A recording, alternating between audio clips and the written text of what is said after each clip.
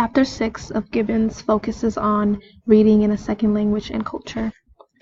And it first talks about the process of reading and how there's 3 types of knowledge that readers draw on to gain meaning from text. And the first one is semantic knowledge, which is knowledge of the world. The second is syntactic knowledge, which is knowledge of the structure of language. And the third is graphophonic knowledge, which is knowledge of the relationship between sounds and letters, and recognition of the phonemic patterning of the words in English, so phonics. So what you already know about topics is really a key resource for reading, because if you already know something about what you're going to read and about the field of the text, it makes it easier, because then the process of reading is sped up and you don't need to spend so much time trying to decode each word. The book also talks about reader roles and how readers go through 4 roles as they're reading for literary success. And the first is readers as code breakers. And so as a code breaker, a reader needs to be able to engage in the technology of written script. And this kind of knowledge allows readers to decode text as they read.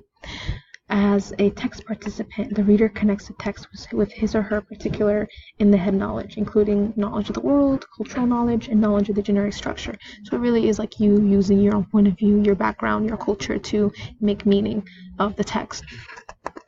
Next is the reader as a text user, and they're able to participate in the social activities in which written text plays a major part, and to recognize what counts as successful reading in a range of social contexts.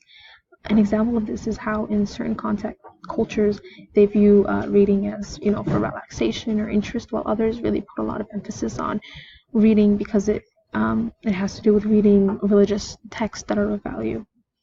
And lastly, readers are text analysts, and this basically means that they're able to read a text as a crafted object, one is that is written by an author who has a particular ideology or set of assumptions. And so it's really important that they're able to be critical readers and recognize that what's written in the text is assumed. What is assumed, what is not said, implied, or unquestioned. And so there's some before reading and during reading and after reading activities that the text talks about, and it's important to not only help students understand the text, but also help them develop good reading strategies for reading other texts in other classes. And so before reading activities really activate prior knowledge. One example of a before reading activity is predicting the main ideas and having students maybe read a sentence in a paragraph in each paragraph of the text and then trying to predict what the main ideas are. Another one is predicting the main ideas from the title, first sentence, or the keywords, and then doing reader questions where you're able to give students the title of a book or a picture and encourage them to post questions that they would like answered. So during reading, activities should model good reading strategies. And so one example of this is pause and predict. With narrative text, as you're reading, you stop at significant points and ask questions such as, what do you think is going to happen? What is she going to do? If you were that character's name, what would you do? Another one is shadow reading, where you're reading the text with the students.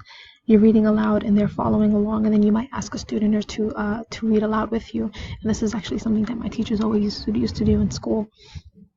The last one is skimming and scanning the text. And so you teach students to become familiar with the text. They read it quickly to get a general idea of the content, and then they may go back afterwards to read it again.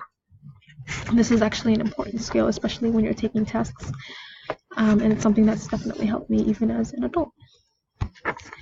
So after reading activities require students to keep returning to the text and rereading it. So reader's theater is when you provide a group of children with copies of a short story each. Each child reads the dialogue of one of the characters while other children share the narration, and then it's practiced, and then they are able to perform this in front of the class. And I thought this was really interesting because it would have been better, because in my classes what we used to do in high school was we would have each person play a character and then you would have to read out loud to the whole class, but it would have been really helpful to get that practice first because I was a very shy student. The hot seat is when you have a narrative text and the children are seated in a circle, and then one chair is the designated hot seat, and the student in the hot seat represents a character from a book that has been shared by the class, and then the rest of the students are able to ask questions, and the student pretends to be in character and they answer those questions. I thought that was a really fun and interesting way to make narratives more fun. And then lastly, the close activity, an activity called close, which is when you delete words from a text.